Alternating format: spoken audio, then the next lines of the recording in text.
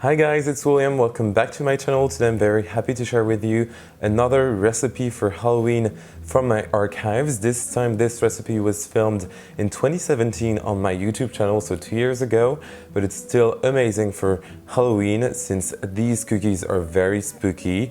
I'm going to share with you my skeleton cookie recipe filled with chocolate and also a bit of cinnamon flavor, amazing and perfect for Halloween. So let's start with the cookie recipe. Alright, so first of all we are going to take care of our dry ingredients, and for this recipe I'm using some all-purpose flour and some cocoa powder, to which I'm going to add some cinnamon. I'm using some cinnamon here to create just an amazing flavor with the chocolate, but you can definitely leave it out if you don't want to use it. And I'm also using a very nice pinch of salt, very important when it comes to cookies, and also a bit of baking soda, and then I'm just going to whisk these ingredients together, and then we can take care of the wet ingredients. For the wet ingredients, we are going to use, of course, some room temperature butter that I'm going to mix with my sugars. I'm using some white and brown sugar. It's very simple and perfect for the flavors and texture. And I'm going to mix that well until I have a very creamy consistency. Perfect, now I'm going to add 1 large egg, and then we are going to introduce the dry ingredients. As you can see, I'm also adding a bit of vanilla extract, always important when it comes to cookies, and then I'm mixing everything up with my spatula.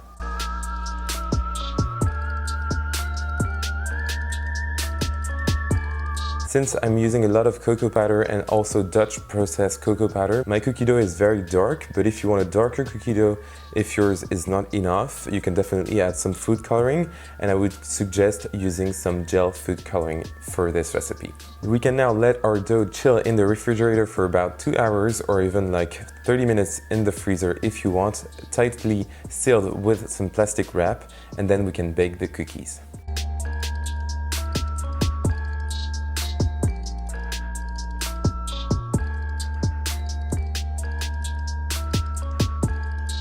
It is time to roll out the dough, and then I'm going to create my shapes using some cookie cutters, and I'm using some Christmas gingerbread cookie cutters, but it's not going to be very Christmassy today.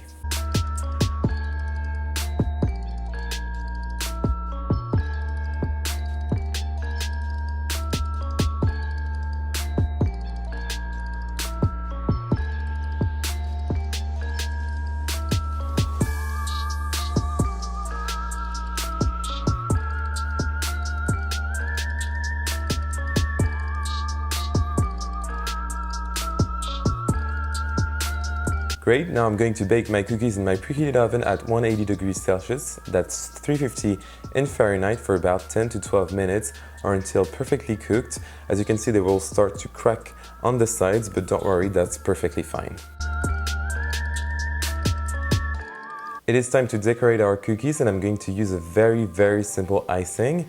I'm using a mixture of icing sugar and water that I'm just going to mix together until I have the perfect texture, which is like thick but runny at the same time.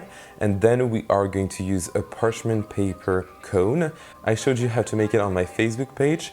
It's very easy to do it, but if you want, you can definitely use a Ziploc bag, or any piping bag with a very small piping tip will work as well. And then you can just have fun and create your skeletons.